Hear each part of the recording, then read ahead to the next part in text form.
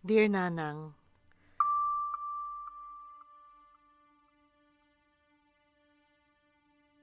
kamusta na po kayo? Sana okay kayo at nasa maayos kayong lagay habang binabasa niyo to.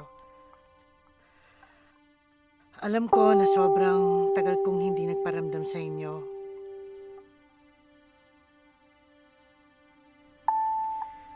Ngayon lang kasi ako nagkaroon ng lakas na loob na sumulat at mga musta.